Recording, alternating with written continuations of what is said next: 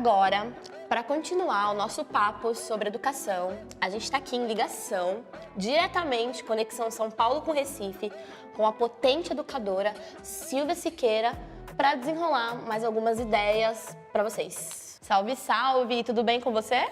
Tudo como o Brasil permite, né? Principalmente na luta para a revolução que é nossa. Falando de revolução, como que começou o seu ativismo na educação? Isso agora me fez pensar, né, na educação, porque eu acho que a educação começou para mim bem dentro de casa e num olhar na realidade de papéis de gênero. Fiquei meio indignada quando vi aquelas cenas repetidas, né, do meu pai comendo, deixando lá aquele estardalhaço na mesa, no chão, para que minha mãe ou eu fôssemos lá cuidar disso. Então, eu comecei aos 13 anos, nessa época que dizem que adolescente é rebelde, que jovem é rebelde, que nada, gente, tem indignação porque as coisas são como são, porque machucam a vida da gente no pequenininho, dentro de casa, na coisa do busão, na rua, né, na forma como nos olham. E aí eu disse, caraca, não dá pra ser assim, tem algo errado nesse sistema. E foi quando eu comecei a entender que a gente precisava também disputar esse projeto de educação de país. Em quais projetos você já trabalhou?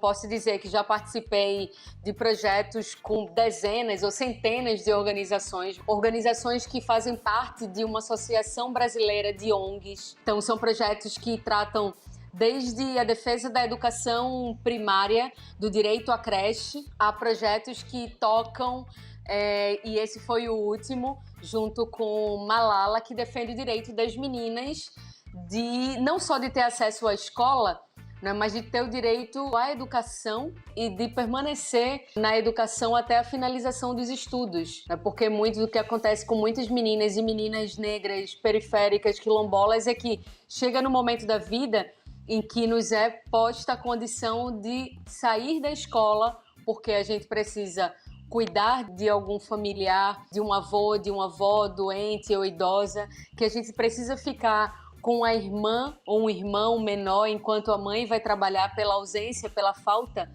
de creche ou pela gravidez na adolescência, que é um dos motivos mais drásticos que fazem com que meninas saiam do processo educacional e muitas vezes, quando consegue retomar, já é basicamente uma década depois. Silvia, me chamou a atenção que você fez parte do Projeto Malala.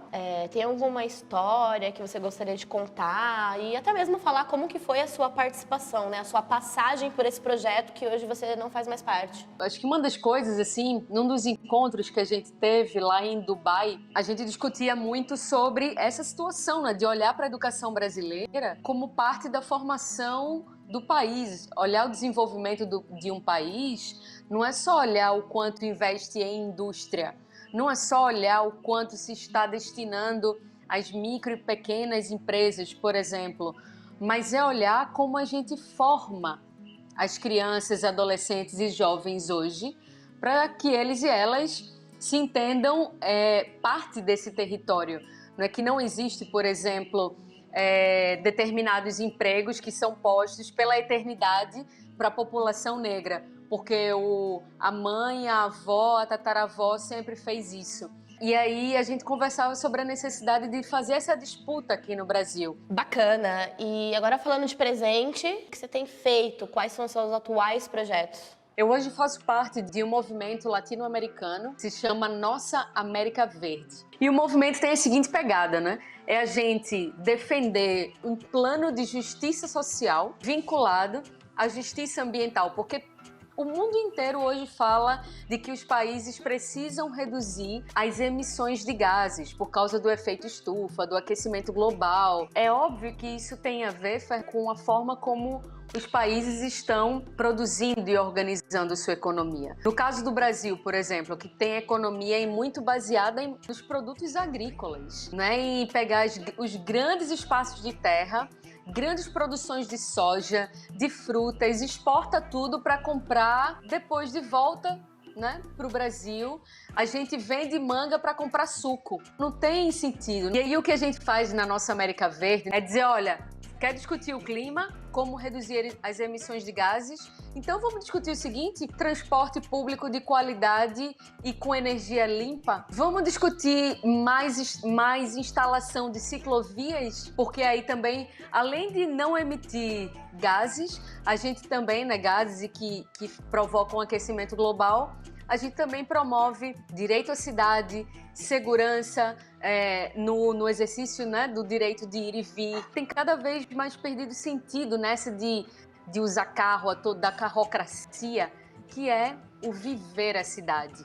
Pensando sobre essa questão de gênero, qual que é a importância de trabalhar e discutir, né, levar a educação, né, para as mulheres ao redor do mundo? É que a gente redesenha o mundo, Fernanda. A gente faz um desenho a partir do cuidado, da política do cuidado. A gente reduz com isso até erradicar a violência, principalmente a violência doméstica. A gente também faz uma redefinição pelo respeito do papel da mulher no espaço público. A gente coloca, na realidade, um novo olhar, um olhar de respeito e de dignidade para a mulher em qualquer espaço onde ela vá.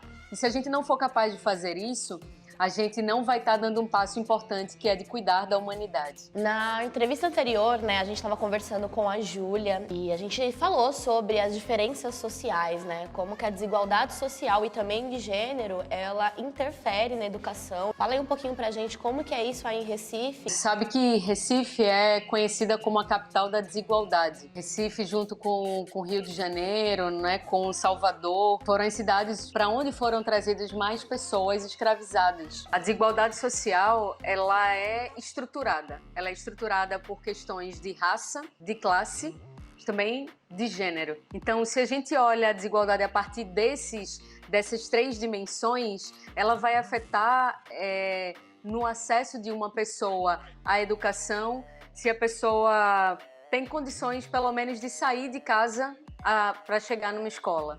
Então, a gente que mora em contexto urbano, a gente pode achar isso estranho, mas no sertão de Pernambuco ou no interior, já saindo, por exemplo, sai daqui 1 horinha e a gente já chega em lugares em que o acesso, o deslocamento até a escola depende de um ônibus público. Também interfere, e isso é muito drástico, Fernanda, na capacidade de raciocinar sobre o que está sendo dito ou ensinado ali naquele ambiente escolar. Se simplesmente a pessoa comeu ou não. Mas não é só sobre comer naquele dia, o lanchinho que se faça, mas é como aquele corpo está cuidado com os nutrientes, com o alimento necessário para estar ali presente com energia para absorver. Né? Segurança alimentar e nutricional interfere no processo de aprendizagem. Entender que a educação tem um papel muito importante no redesenho da vida dessa família. Por exemplo, não só da pessoa, né, mas da família inteira, que é pela educação que se trilha o novo caminho. Silvia, muito obrigado por conversar com a gente aqui no Her Revolution. Seu trabalho na educação é muito importante para o país. Esse foi o quadro Meu Direito e até o próximo. Tchau!